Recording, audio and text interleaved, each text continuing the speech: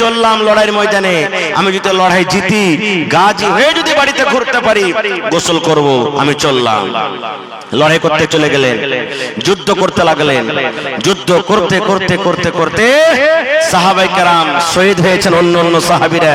ওই সাহাবীদের মধ্যে হযরত হানজালা রাদিয়াল্লাহু তাআলা আনহু দুনিয়া থেকে শহীদ হয়ে গেলেন, বিদায় হয়ে গেলেন। মদিনাতে খবর হয়ে গেল, কার বাপ মারা গেছে, কার ভাই মারা গেছে, কার ভাই মারা গেছে, কার স্বামী মারা গেছে, কার দাদু মারা গেছে, কার মামু মারা গেছে, কার চাচা মারা গেছে, কার নানা মারা গেছে। এই মদিনাতে খবর হয়ে গেল ৭৭ জন মুসলমানকে শহীদ করে দেওয়া হয়েছে রে। ৭৭ জন মুসলমানকে শহীদ করা হয়েছে। ওই ৭৭ জনের মধ্যে ওরে আল্লাহ, ওই হযরত হানজালা রাদিয়াল্লাহু তাআলা আনহু নিজেও শহীদ হয়ে গেছেন। এবার তার বিবি খবরটা পেয়ে এবার চলে গেলেন ময়দানে।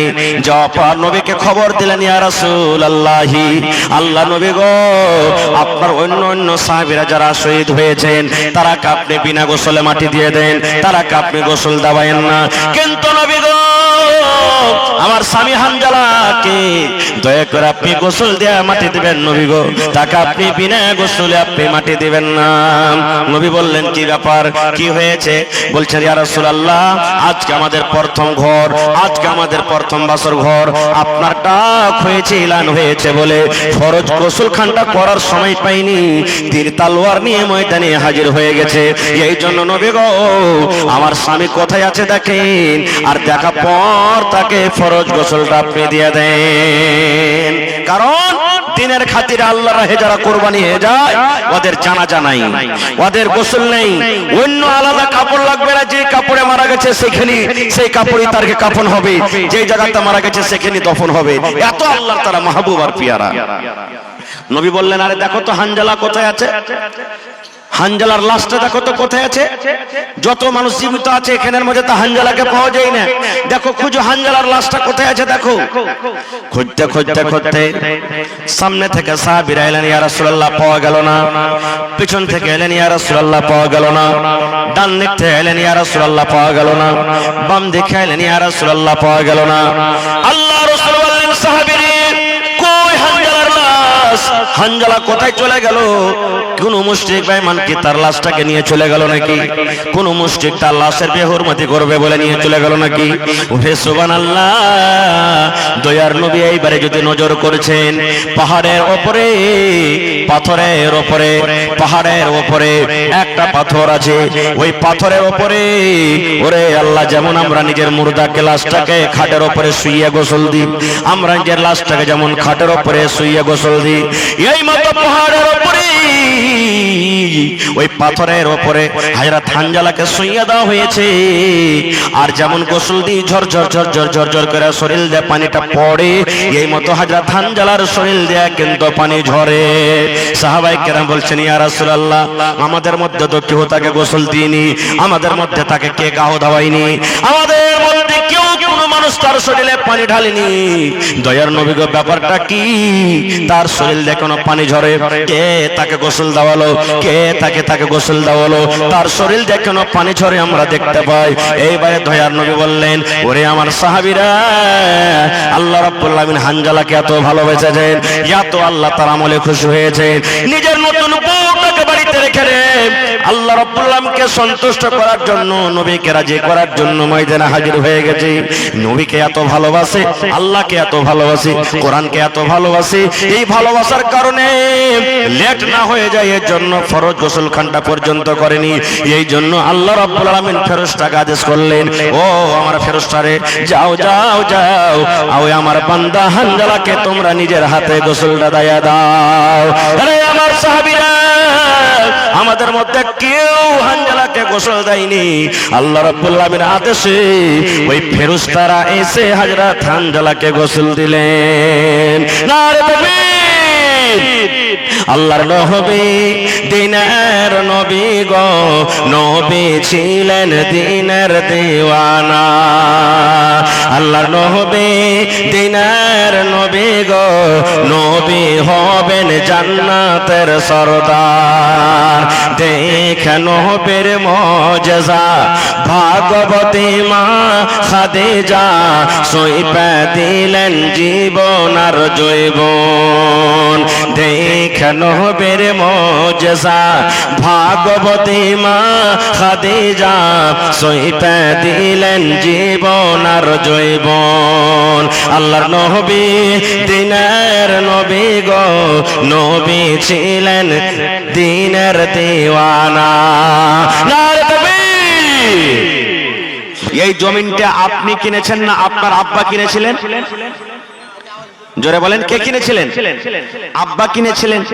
আব্বা দুনিয়া থেকে যেমনই চলে গেল, আপনি ভাগযোগ করে নিয়ে এলেন। তা আপনার আব্বা জমিন কিনেছেন আর আপনি ভাগ করে নিয়ে এলেন, তো কই আপনার আব্বার হলো? এবার আপনার আব্বা কার কাছ থেকে পেয়েছেন? আপনার দাদুর কাছ থেকে পেয়েছেন। আপনার দাদু যেমনই দুনিয়া থেকে চলে গেছেন, আপনার আব্বা ভাগ করে নিয়ে এলেন, তো ওইটা আপনার আব্বারও তো হলো না। আপনার কাছে যেটা জমিন আছে, বাপের দেওয়া হোক বা নিজে কিনেছেন, আপনার মরে যাওয়ার পর ভাগ কে করবে? কে করবে বলেন? কথা বলেন না যে ভাই, কে করবে? আপনার ছেলে বেটা বেটিরা না করবে? তো এটা আপনারও তো হলো না। তো এই সিলসিলা চলে আসছে ভাই আমার। তাহলে জান মাল আল্লাহ কিনেছেন, বদলাতে জান্নাত দিয়েছেন। বলবেন কেমন কথা যে মাওলানা, এটা আমরা বুঝতে পারলাম না। আহা ভাইরে, কোরআনের প্রতি মহব্বত, কোরআনের প্রতি ভালোবাসা, এই দেহ মন প্রাণকে আপনি আল্লাহ তাবারাক ওয়া তাআলা রাহে সঁপে দিয়েছেন বলে এত ঠান্ডাতে জালসা শুনতে এসেছেন। না হলে এখন তো ল্যাপের তল থেকে বার হবার মন হয় না, নাকি ভাই? হয়েছে কি? এখন তো চাইছে মনটা যে এত ঠান্ডাতে জালসাকে শুনতে যাবো রে, ল্যাপের ভিতরে ঢুকে থাকবো। জি না ভাই আমার, শুধু আমরা নয়, আল্লাহর নবীর জামানাতে সাহাবায়ে কেরামেরাও নিজের মাল জানকে সঁপে দিয়েছিলেন। একটা দুটা উদাহরণ দেব, কারণ সময় খুব কম। ভাই আমার, আল্লাহর নবী সহিহ হাদিস একদিন বললেন সাহাবীদেরকে দান করো। ভালো করে শুনবেন, নবী যে বললেন দান করো। নিজের নিজের বাড়িতে চলে গেছেন সাহাবায়ে কেরাম। যেমন আজকে আপনারা এসেছেন জালসা শুনতে, যে কিছু শুনবো, হাদিসের কথা শুনবো, কোরআনের কথা শুনবো, কিছু দান করব। তা আল্লাহ রাসূল একদিন বললেন তোমরা দান করো। চলে গেলেন, যে যা পারলেন আল্লাহ রাসূলের সামনে হাজির করে দিলেন। কে টাকা, কে উট, কে গম, কে জও, কে কিশমিশ, যে যা পারলে দিয়ে দিলে। এইবারে ওই সাহাবীদের মধ্যে একজন সাহাবী ছিলেন কি হযরত ওমর রাদিয়াল্লাহু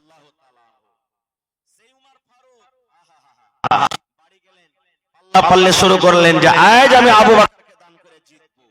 আবু বকর জীবনে দান করে পারেনি, আজ আবু বকরকে দান করে জিতবো আমি। বাড়ি চলে গেলেন, খাতা কলম নিয়ে বসলেন, মালকে দুই ভাগ করলেন। কয় ভাগ করলেন ভাই? দুই ভাগ। মনে কি আবু বকর রাদিয়াল্লাহু তাআলা আনহুকে দান করে জিতবো। চলে গেলেন, মালকে দুই ভাগ করার পর এক ভাগ নিজের ছেলে মেয়ের জন্য বাড়িতে রাখলেন, আর এক ভাগ আল্লাহ রাসূলের সামনে হাজির করে দিলেন। যে এবার হযরত আবু বকর রাদিয়াল্লাহু তাআলা আনহু বাড়িতে গেলেন।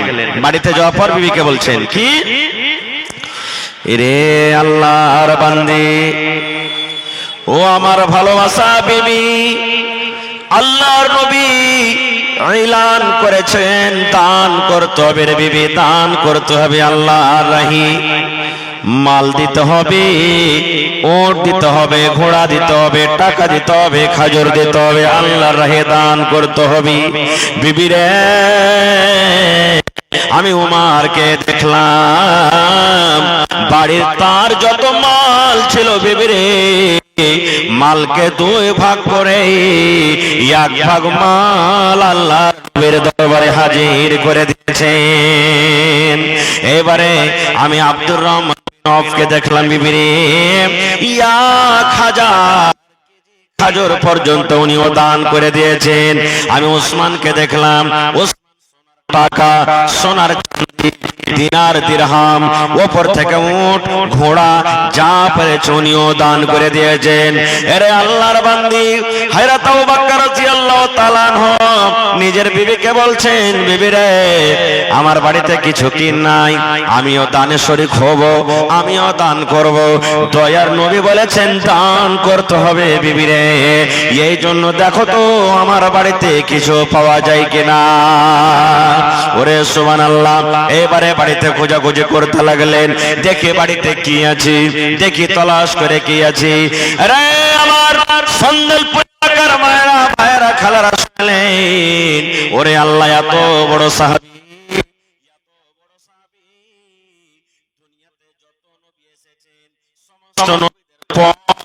মান সম্মান আল্লাহ হযরত আবু বকর রাদিয়াল্লাহু তাআলা আনহুকে দিয়ে এত বড় সাহাবীর বাড়িতে দান করার জন্য আল্লাহ এত গরিব মানুষ কিছু নাই, বাড়িতে রকম করিয়ে দেখছে একসা মানে 2.5 কিলো যাও কিংবা যাওয়ের আটা বাড়িতে আছে।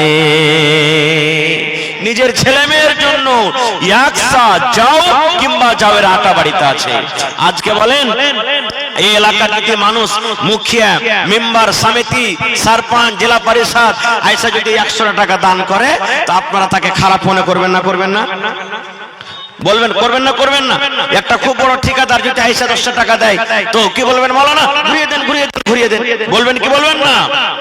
এত বড় সাহাবী তার বাড়িতে বন্ধুরে মাত্র 1.5 কিলো মতন চাও কিংবা যাওয়ের আটা, লজ্জার কারণে শরমের কারণে হযরত আবু বকর রাদিয়াল্লাহু তাআলা আনহু ওই 1.5 কিলো মালকে এরকম করে চাদরে ঢেকে নিলেন, এরকম ভাবে সুন্দর করে কম্বল দিয়ে কিংবা চাদর দিয়ে ঢেকে নিলেন।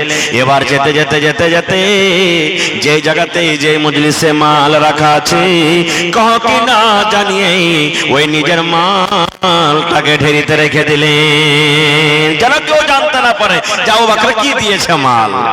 ভাই মুসলমান, সমস্ত সাহাবীদের মাল যখন জমা হয়ে গেল, এবারে নবী বলছেন, হে উসমান তুমি কি দিয়েছো? এই দিয়েছি। এবার আব্দুর রহমান তুমি কি দিয়েছো?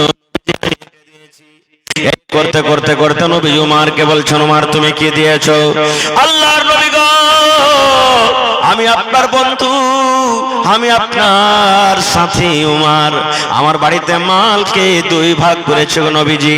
2 ভাগ করে আমার ছেলে মেয়ের জন্য 1 ভাগ মাল আমি বাড়িতে রেখেছি, আর 1 ভাগ মাল আপনার সামনে আমি হাজির করে দিয়েছি। এইবারে নবীজি আবু বকরকে বলছেন, আবু বকর রে তুমি কি দিয়েছো রে বাবা, তুমি কি এনেছো? ওরে আল্লাহ। এবার হযরত আবু বকর রাদিয়াল্লাহু তাআলা আনহু বলছেন, আল্লাহর নবী গো, আমি আবু বকর কে দিয়েছি এটা জিজ্ঞাসা না করে নবী গো, আমি আল্লাহর রাহে কি দিয়েছি আর আমার ছেলে মেয়ের জন্য বাড়িতে কি রেখেছি এটা একটু জিজ্ঞাসা করেন। আল্লাহ রাসূল বলেন, আবু বকর তুমি কি দিয়েছো বাবারে? আল্লাহর রাহে আজকে তুমি কি দান করেছো আর তোমার ছেলে মেয়ের জন্য বাড়িতে কি রেখেছো? এবার হযরত আবু বকর রাদিয়াল্লাহু তাআলা আনহু বলছেন, আল্লাহ নবী গো, আমি আপনার বন্ধু, আমি আপনার শ্বশুর আবু বকর, আমি আমার বাড়িতে যা ছিল, আমি আমার বাড়িতে যা ছিল সমস্ত মালকে রে আমি আল্লাহর রাহে কুরবানি করে দিয়েছি। নবী বলছেন, আবু বকর রে তোমার বাড়িতে কি রেখেছো? তোমার ছেলের জন্য কি রেখেছো? মেয়ের জন্য কি রেখেছো? তুমি খাবে, তোমার বিবিরে কি খাবে? তুমি বাড়িতে সংসারের জন্য কি রেখেছো? হযরত আবু বকর বললেন, ইয়া রাসূলুল্লাহ, আমার বাড়িতে শুধু আল্লাহ এবং আল্লাহর নবীকে আমি রেখে দিয়েছি, আল্লাহ এবং আল্লাহ রাসূলকে বাড়িতে রেখে দিয়েছি। আল্লাহর পরে তাওয়াক্কুল ভরসা করে আমার বাড়িতে যা ছিল সমস্ত মাল আমি আল্লাহর রাহে দিয়ে দিয়েছি। নারে তাকবীর। দেখেন ভাই কেমন ছিলেন তারা, মালের কুরবানি কিভাবে করেছিলেন বুঝতে পারলেন? নাই বাড়িতে কিছু ঝাড় ঝুড়িয়ে দিয়ে দিলেন, একটু জানের কুরবানি চলেন। আহা হা, জানের কুরবানি। আপনারা সবাই জানেন যে নবীজিকে মারার জন্য মক্কার বেঈমানেরা নবীজির বাড়ি ঘেরাও করেছিল না করেনি? শুনেছেন এই ঘটনা? শুনেছেন, পড়েছেন যে থাকবে বাঁশ না বাজবে বাঁশরি, ই মেরি ফেলে দেবো মোহাম্মদ ছেলেটাকে, খালি আমাকে ধর্মের ব্যাপারে আজব আজব কথা বলছে। মক্কার বড় বড় সর্দারেরা প্রত্যেক খানদান থেকে 1-2 করে লোক নবীর বাড়ি ঘেরাও করে নিয়েছে। নবীর বাড়ি ঘেরাও করে নিয়েছে, কিন্তু নবীজি জানেন না যে আমাকে মারার জন্য মক্কা লোকেরা আমার বাড়ি ঘেরাও করেছে। আল্লাহ রাব্বুল আলামিন এইবার হযরত জিবরিল ফেরেশতাকে ডাক দিয়ে বলেন, জিবরিল রে, আমার নবীকে মারার জন্য ওই মক্কার বেঈমান মুশরিকরা নবীর বাড়ি ঘেরাও করেছে, আমার নবীকে কোনো খবর নাই, যাও যাও যাও আমার নবীকে তুমি খবর দিয়ে দাও। লম্বা ঘটনা যাব না। আল্লাহর নবী ওরে সুবহানাল্লাহ বেঈমান মুশরিকের চোখে ধুলা দিয়ে ফাঁকি দিয়ে দয়ার নবী বাড়ি থেকে বের হয়ে গেলেন। রাতে রাতে নবী আবু বকরের বাড়িতে চলে গেলেন। আবু বকরি, আল্লাহর অর্ডার হয়েছে, এই বাড়ি তুমি ছেড়ে দাও, এই কাবা ছেড়ে দাও, এই ছেলে মেয়েকে তুমি ছেড়ে দাও, এই উট রাখাল বাড়ি ছেড়ে দাও, সমস্ত জমি জায়গা মালকে ছেড়ে দাও, আর খালি হাতে আল্লাহ এবং আল্লাহ রাসূলের জন্য এই মক্কা থেকে হিজরত করে মদিনার দিকে রওনা হয়ে যাও। চলো তাড়াতাড়ি করে হাঁটতে লাগলেন দুইজন। কে? হযরত আবু বকর রাদিয়াল্লাহু তাআলা আনহু সাথে আল্লাহর নবী মুহাম্মদ সাল্লাল্লাহু আলাইহি ওয়াসাল্লাম দুইজন হাঁটতে লাগলেন। সকাল হয়ে গেছে, দেখছে তো হারে মুহাম্মদ ছেলেটা বার হয় না কেন বাড়ি থেকে, কি ব্যাপার? বাড়িতে যদি যে দেখছে, ভাই ঘটনাটা লম্বা, আমি ছোট করে বলছি। তা আল্লাহ রাসূল বিছানে নাই, নবীজির জামাই একদিক থেকে জামাই একদিকে কাকাইতো ভাই হযরত আলী রাদিয়াল্লাহু তাআলা বিছানে শুয়ে আছেন। আহা, তার সাথে যা পারলেন করলেন। এইবারে এলান করে দিলে, ধরো যে মুহাম্মাদের গলা কাটা আনতে পারবে 100টা উট তাকে ইনাম দেওয়া হবে। যে নবীর গলা কেটে আনতে পারবে 100টা উট তাকে ইনাম দেওয়া হবে। যেই জায়গাতে পাবে তার গলাকে কেটে নাও, এলান করে দিলেন। আচ্ছা বলেন তো, নবীকে মারার জন্য মুশরিকরা তাইনাত, সাথে আবু বকর রাদিয়াল্লাহু তাআলা আনহু আছেন। যদি নবীর সাথে ওয়াকে পাইতো ছাড়বে যে ভাই? ছাড়বে? বলেন তো ছাড়বে? ছাড়বে কি? ছাড়বে না। আহা, দেখেন কেমন ঈমান! এই যে আল্লাহ জানকে কিনে নিয়ে এসেছে। আহা, হাঁটতে হাঁটতে হাঁটতে সকাল হয়ে গেল। এবারে চারিদিকে বেঈমান মুশরিকরা ঘুরতে চলে এসেছে যে ধরো কোন জায়গাতে গেল। এবারে হযরত আবু বকর বলছেন, ইয়া রাসূলুল্লাহ, এই পাহাড়ে একটা গর্ত আছে যার নাম হলো সাওর, গারে সাওর।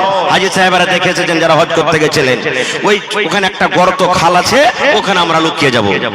এবার ঢুকতে যাবে। হযরত আবু বকর রাদিয়াল্লাহু তাআলা আনহু বলেন, ইয়া রাসূলুল্লাহ, আপনি একটু দাঁড়ান নবী গো, আমি প্রথমে ঢুকবো। কে বলছেন? হযরত আবু বকর। আল্লাহর নবী গো, এই গর্তের ভিতরে, খালের ভিতরে জানি না কত রকম জহরওয়ালা সাপ আছে, বিচ্ছু আছে, কোন রকম প্রাণী আছে। কতদিন থেকে লোকজনে গর্তের ভিতরে যায়নি।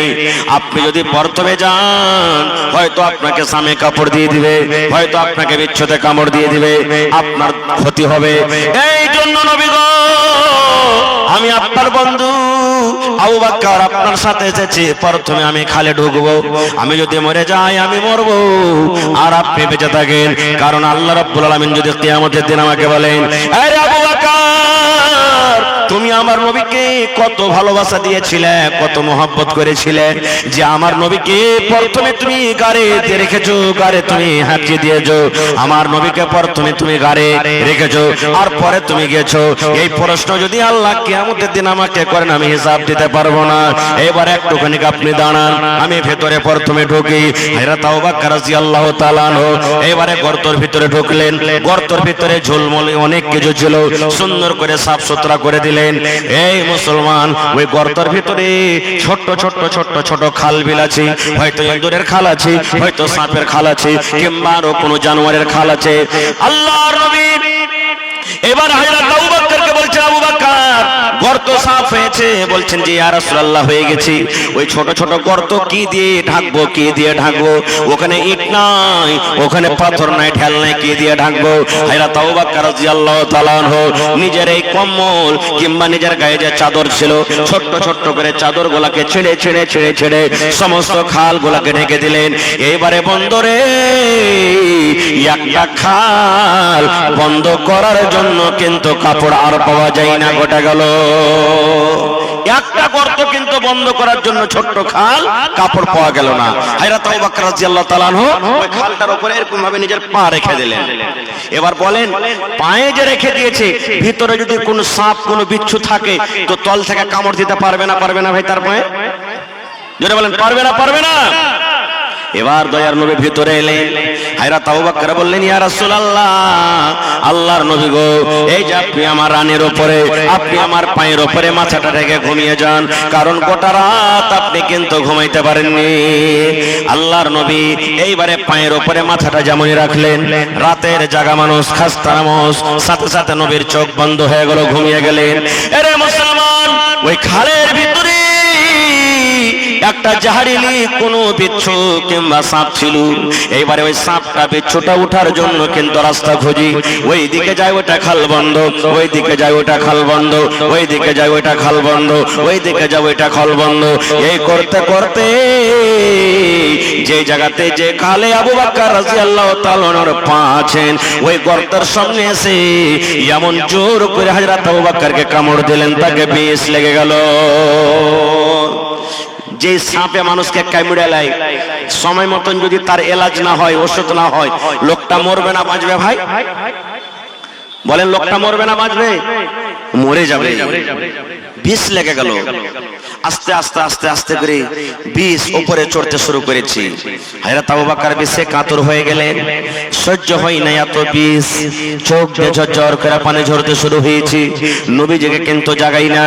আহারে, আমার নবীকে যদি আমি জাগাই, আমার নবী কষ্ট পাবে, আমি মরে যাব, আমাকে মঞ্জুর আছে, কিন্তু আমার নবীকে আমি ঘুম থেকে জাগাবো না। আস্তে আস্তে করে বিষ উপরে চড়তে চড়তে ওরে আল্লাহ যখন উপর দিকে এসেছে, তার চোখ দিয়ে ঝরঝর করে পানি ঝরছে। এবারে যেমনই চোখ দিয়ে পানি ঝরা, আমার দয়ার রবের চেহারা কিংবা এই শরীরে এক ফোঁটা পানি পড়ে গেছে। যেমনই পানিটা পড়ে যাওয়া, আল্লাহ রাসূল চেতন হয়ে গেছেন, জেগে গেছেন। এবার জেগে যাওয়ার পর এবার বলছেন, আবু বকর কি ব্যাপার, তোমার চোখ দিয়ে কেন পানি ঝরে? বাবারে, তোমার ছেলে বলে মনে পড়েছে নাকি? তোমার বেটিরা বলে মনে পড়েছে নাকি? বিবি বাচ্চা বলে মনে পড়েছে নাকি?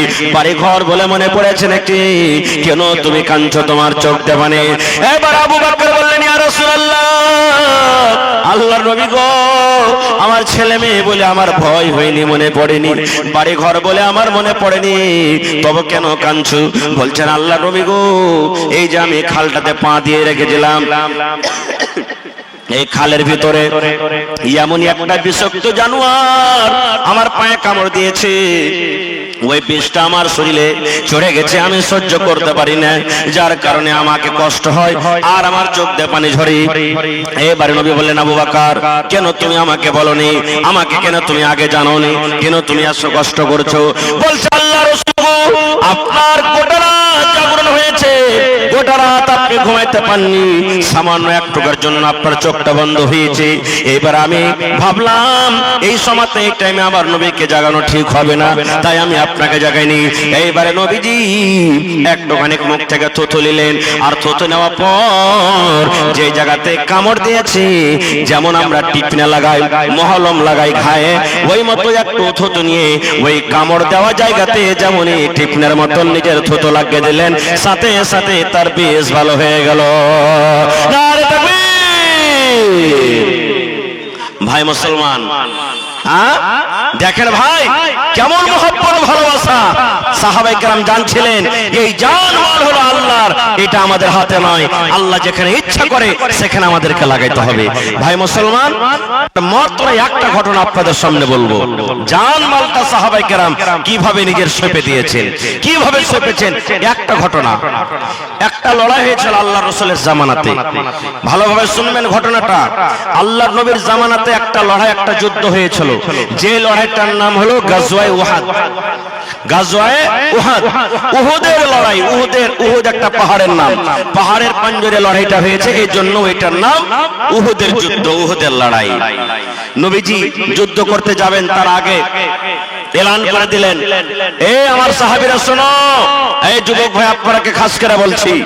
নবীজি বললেন, যার খাজুর পাকবো হয়ে আছে তোমরা লড়াই করতে যেও না।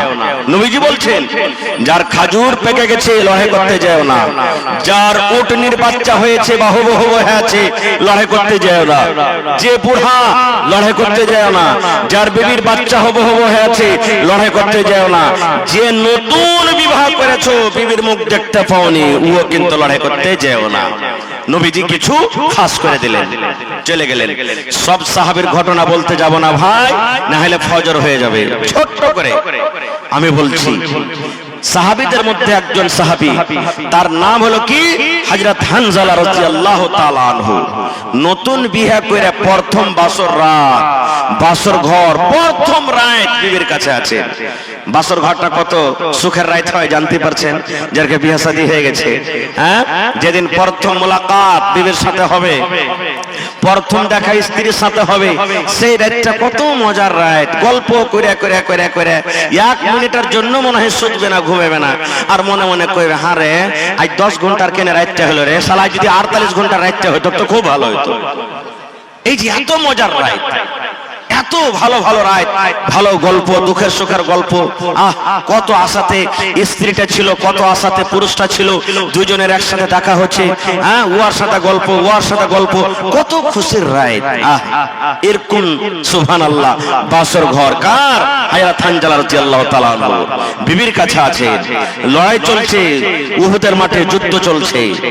এক বেঈমান আমার নবীকে এমন জোর করে একটা তলোয়ার আঘাত করেছে, নবীর মাথাতে যে হেলমেট ছিল লোহার, ওই লোহার হেলমেট পর্যন্ত নবীজির ভেঙে গেছে। এমন জোর করে আঘাত করেছে। খুব সাহাবায়ে কেরামের কোনে বিপদ কষ্ট, নবীজির জখম, নবীজি খুবই চিন্তিত।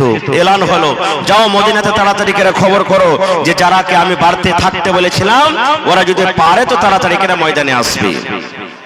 একজন সাহাবী চলে গেলেন, গ্রামে এলান করছেন, কি রে আল্লাহর নবীর সাহাবীরা, কে তোমরা বাড়িতে আছো? নবীর আমার ওই উহুদের লড়াতে রে, নবীর আমার দাঁত পর্যন্ত ভেঙে গেছে, নবীর আমার শরীরে জখম লেগেছে, নবীর আমার মাথার হেলমেট ভেঙে গেছে, নবীর শরীরে তীর তলোয়ারের আঘাত হয়েছে। যদি পারো রে তোমরা তাড়াতাড়ি করে ওই ময়দানের দিকে রওনা হয়ে যাও। আহা, এই কথাটা কার কানে গেল? ওই যে সাহাবী যে নতুন বিবিকে নিয়ে রাতের বেলাতে আনন্দিত করছেন, প্রথম বাসর ঘর, বিবির পাঞ্জরে ঘুমিয়ে আছেন। ওরে আল্লাহ, কত গল্প, কত বিবির সাথে কথা, তার কানে আওয়াজ এলো, আরে আমি নতুন বিবির পাঞ্জরে শুতে আছি, আর আমার নবী কষ্টতে ময়দানে আছি, আমার নবীকে কত তীর লেগেছে, তলোয়ার লেগেছে। ওরে আল্লাহ, আমি বিবির কাছে থাকবো না। যেমনই আওয়াজটা কানে শোনা, ধসমস করে বিছান থেকে উঠে গেলেন। কোনার দিকে ঘরের ভিতরে তলোয়ার রাখা ছিল, বন্ধুরে তলোয়ারটা হাতে নিয়ে নিলেন। এবার তার নতুন বিবি মনে মনে বলছেন, আল্লাহ কি আমার অপরাধ হয়ে গেল, কি আমি ভুল করলাম আল্লাহজি, আমার এই প্রথম বাসর ঘর, প্রথম রাতে আমার স্বামী তলোয়ার নিয়েছে, আমি কি ভুলটা করলাম। এবার একটু ভার দেখছেন, ওই তার স্বামী আবার একটা জেরা, মানে লোহার পিরন, যদি তীর তলোয়ার মারা হয় শরীরে লাগবে না, শরীরে হেফাজত করবে, ওকে জেরা বলা হয়। ওই লোহার পিরন, লোহার কামিজ, লোহার জেরা, ওই নিজের পরনে পিন্দে নিলেন, হাতে তলোয়ার নিয়ে ঘরের ভেতর থেকে বের হয়েছেন। আর বিবিকে বলছেন, বিবি রে, আজকে তোমার সাথে আমার প্রথম বাসর ঘর রে বিবি, আজকে তোমার সাথে আমার প্রথম ঘর, আজকে তোমার কাছে গোটা রাত আমি কাটাতে পেলাম না রে বিবি। আমি চললাম জিহাদের ময়দানে, আমি লড়াইয়ের ময়দানে চললাম, আল্লাহর নবীর ডাক হয়েছে, আল্লাহ নবীর এলান হয়েছে, বিবি রে, এই যে আল্লাহ আমাকে দেহ দিয়েছেন, জান দিয়েছেন, হাত দিয়েছেন, পা দিয়েছেন, এটা আমার নয়, এটা হলো আল্লাহর জন্য আল্লাহ কিনেছেন। আর আল্লাহ এবং আল্লাহ রাসূল যেই কাজে কাজে লাগাবেন আমাকে সেইখানে যেতে হবে। বেবি হাত খান ধরে বলছেন, স্বামী গো, আমি মদিনার মধ্যে একটা কেমন মেয়ে ছেলে, তুমি এখন আমাকে জি ভরে দেখনি, আমি তোমাকে এখন জি ভরে দেখিনি, তোমার সাথে যেরকম একটা গল্প হয় এখনো ভালো মতন হয়নি। এই তো আমাদের কিছু সময় কাটলো, এই তো আমাদের প্রথম বাসর ঘর, হঠাৎ করে আপনি চলে যাবেন, স্বামী গো একটুখানি আপনি দাঁড়ান, আর দুটা কথা আপনার সামনে আমি বলিনি, আর দুটা কথা আপনি আমার সামনে বললেন, একটুখানি দাঁড়ান, একটুখানি থামেন। বলছে বিবি রে, না না না, আমি তোমার সাথে আর কথা বলতে পারবো না রে বিবি।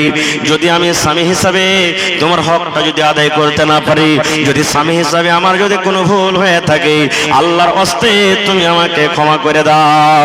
আরে আল্লাহর বান্দি ভালোবাসা বিবি, আমিও তোমাকে মাফ করে দিলাম, মাফ করে দিলাম বিবি, আমিও তোমাকে মাফ করে দিলাম, তুমি আমাকে মাফ করে দাও। আমি চললাম, আমি লড়াইয়ের ময়দানে চললাম।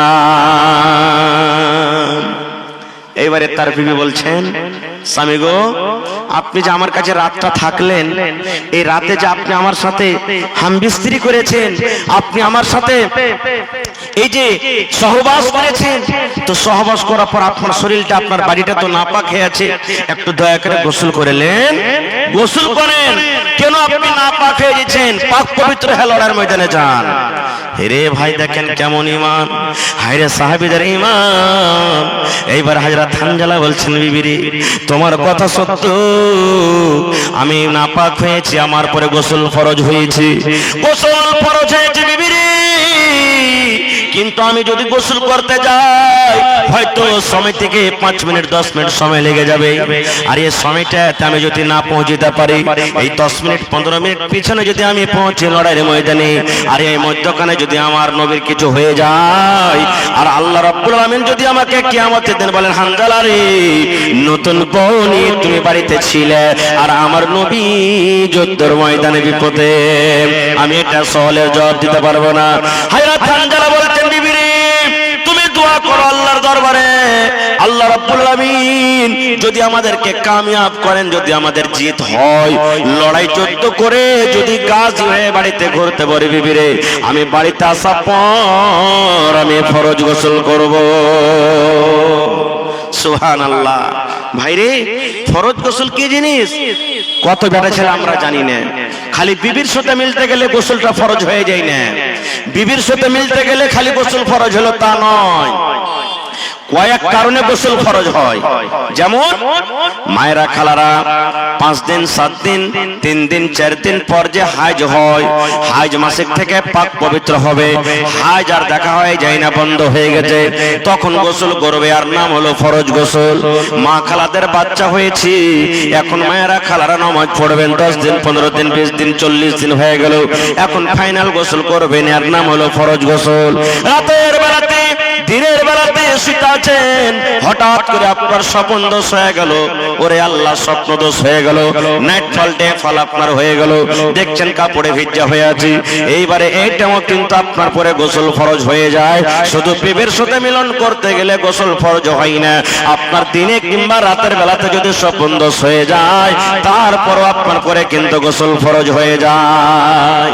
বলবেন হাজী মাওলানা মহিলারা ওয়ার্গ কি ফরজ গোসল করতে হবে? জি, ওয়ার্গ ফরজ গোসল করতে হবে। ওয়ার্গ স্বপ্ন দেখে, জি দেখে। আল্লাহ রাসূল একদিন বসে আছেন, আর আল্লাহ নবীর স্ত্রী মনে হয় উম্মে সালমা রাদিয়াল্লাহু তাআলা আনহা পঞ্জরে বসে আছেন, আর একটা মহিলা আল্লাহ রাসূলকে বলছেন, ইয়া রাসূলুল্লাহ মায়ের লোকের যদি স্বপ্ন দোষ হয় তাহলে কি গোসল করবে? নবীকে প্রশ্ন করছেন আল্লাহ রাসূল, মহিলাদের যদি স্বপ্ন দোষ হয় তাহলে কি ওরা গোসল করবে? আল্লাহ রাসূল বলেন, হ্যাঁ, ইজারাতিল মা, যদি স্বপ্ন দেখা পর দেখছে কাপড়টা একটু ভিজে ভিজা লাগে, লুঙ্গিটা একটু ভিজে ভিজা লাগে, সায়াটা একটু ভিজে ভিজা লাগে, আল্লাহ রাসূল বললেন গোসল ফরজ হয়ে গেল রে, এইকে গোসল করতে হবে, ইয়ার নাম হলো গোসল ফরজ। এই সময়তে গোসল ফরজ হয়ে যায়, শুধু মিলনের পর গোসল কিন্তু ফরজ হয় না। আহারে আজকে যদি আমি বলি, এই যুবক ভাইরা আজকে আপনার 5টা ছেলে হয়ে গেল, 10 বছর বিয়ে হয়ে গেল, 50 বছর বিয়ে হয়ে গেল, 15 বছর বিয়ে হয়ে গেল, আরে আল্লাহর বান্দা কেমন করে ফরজ গোসল করতে হয় দয়া করে তুমি একটু আমাকে তারিকাটা শিখিয়ে দাও। আমার মনে হয় এখানে হাজার হাজার মানুষের সংখ্যা আছে, আমার মনে হয় 10 জন 20 জন 50 জন মানুষ বলতে পারবে, তাছাড়া মানুষেরা কিন্তু ফেল হয়ে যাবে, আর শিখারও চেষ্টা করে না কেমন করে গোসল করতে হয় কোনদিন। আরো এটা আজকে আমার বিষয় নাই। এবারে বলছেন বিবি